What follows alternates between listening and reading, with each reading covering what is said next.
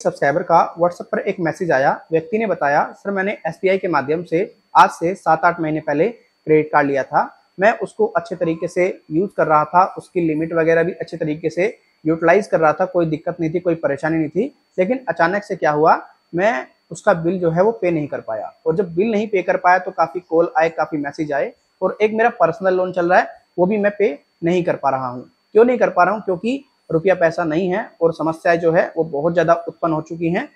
लगातार मैं समस्याओं को सॉर्ट आउट करने का प्रयास कर रहा हूं, लेकिन अभी समस्याएं सोल्व नहीं हो रही हैं। अभी मेरे एक पड़ोसी का मेरे पास में कॉल आया।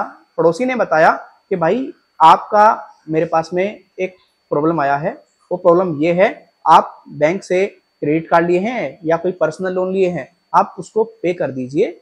मुझे ये बताया है बैंक ने कि भाई आपके पड़ोसी ने एक क्रेडिट कार्ड लिया है और वो उसका रिपेमेंट नहीं कर रहा है, और एक उसका लोन चल रहा है वो भी वो रिपेमेंट नहीं कर रहा है। अगर वो पर्सन 15 दिन के अंदर अंदर ये सब चीजें क्लियर नहीं करता है तो आपके घर पे भी लीगल नोटिस आएगा, आपको भी कोर्ट में बुलाया जाएगा, क्योंकि आप उसके पड़ोसी हो, और उस व्यक्ति को तो बुलाया ही जाएगा।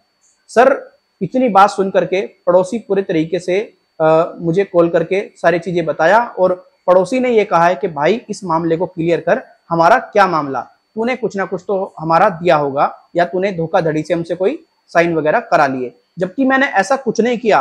कुछ भी समझ में नहीं आ रहा कि ये पड़ोसी को कोर्ट में बुलाने की बात क्यों कर रहे हैं।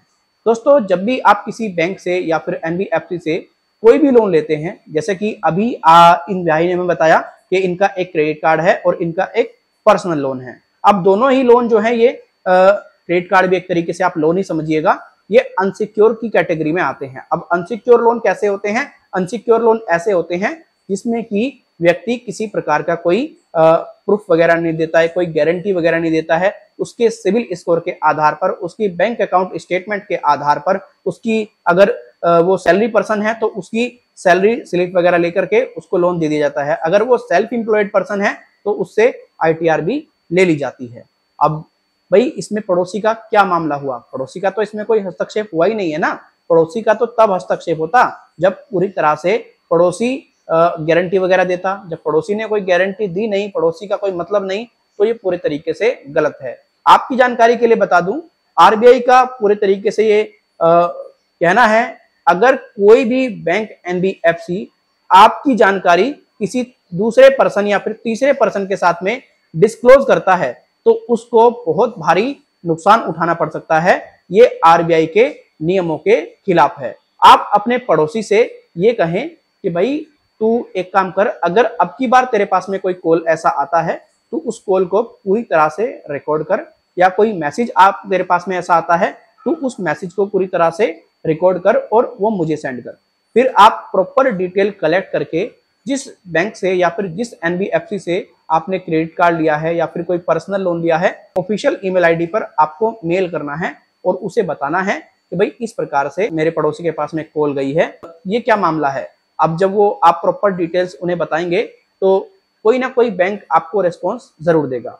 फिर अगर बैंक की तरफ से कोई सॉल्यूशन आपको ना मिले तो आप इमीडिएटली बेसिस पर cybercrime.gov.in पर जाइए और अपनी प्रॉपर कंप्लेंट लॉग कीजिए और आपको 100% सॉल्यूशन मिल जाएगा। अगर 100% सॉल्यूशन ना मिले तो आप मुझे कमेंट कर सकते हैं। एक और उपाय है, अगर वहां से भी आपको सॉल्यूशन ना मिले, प्रॉपर रिकॉर्ड रखिएगा और आरबीआई की वेबसाइट पे जाइएगा या फिर आरबीआई का जो पोर्टल है सीएमएस, उस पे जाकर के अपनी कंप्लेंट लॉग करा लीजिएगा। बैंकिंग एम्बुसमेंट में कॉल करके आप बता सकते हैं। 14448 नंबर है, इस पे आप संपर्क करेंगे तो आपको यहाँ भी हेल्प मिल जाएगी। बट ये आपको तब करना है जब आप बैंक और एनबीएफसी से कंप्लेंट किए हुए 30 दिन पूरे समाप्त हो चुके हो। मतलब जैसे आज जब मैं इस वीडियो को रिकॉर्ड कर रहा हूं तो कितना है, 23 तारीख है, 23 मई। तो आपको जून 24 के आसपास संपर्क करना है और बताना है कि देखो मैंने बैंक को भी कांटेक्ट कर लिया, एनबीएफसी को कांटेक्ट कर लिया। अगर आपका एनबीएफसी से है या बैंक से है तो आप प्रॉपर जब उन्हें बताएंगे तो वो आपकी हेल्प कर देंगे।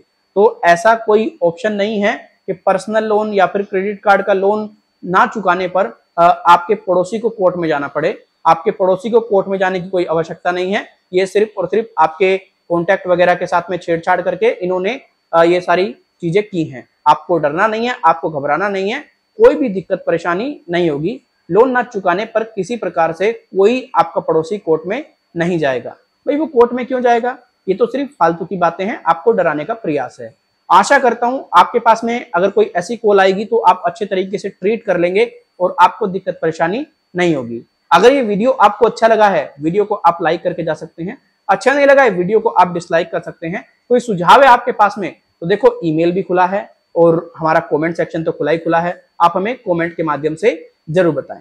देखिए आपके लिए हमने एक पेड सर्विस की हाल ही में शुरुआत की है, आप इस पेड सर्विस का लाभ उठा सकते हैं। उसके लिए आपको क्या करना पड़ेगा, हमारा ये व्हाट्सएप नंबर आप स्क्रीन पे देख पा रहे होंगे, आपको हमारे इस व्हाट्सएप नंबर पर संपर्क करना है, अपना नाम, अपना मोबाइल नंबर प्लस आपकी जो प्रॉपर डिटेल्स है वो सेंड करनी है और आपको बताना है कि आपको टेलीफोनिकली हमसे बातचीत करनी है, टेलीफोनिकली आपको अपॉइंटमेंट चाहिए। हम अपनी आपको फी बता देंगे, उसके बाद में टेलीफोनिकली अपॉइंटमेंट देकर के आपकी प्रॉब्लम को सॉर्ट आउट कर देंगे। अगर आप इस सर्विस को लेने में सक्षम हैं तो इस सर्विस का आप लाभ जरूर उठाएं, अगर लेने में सक्षम नहीं है तो बिल्कुल ना उठाएं। Thank you so much.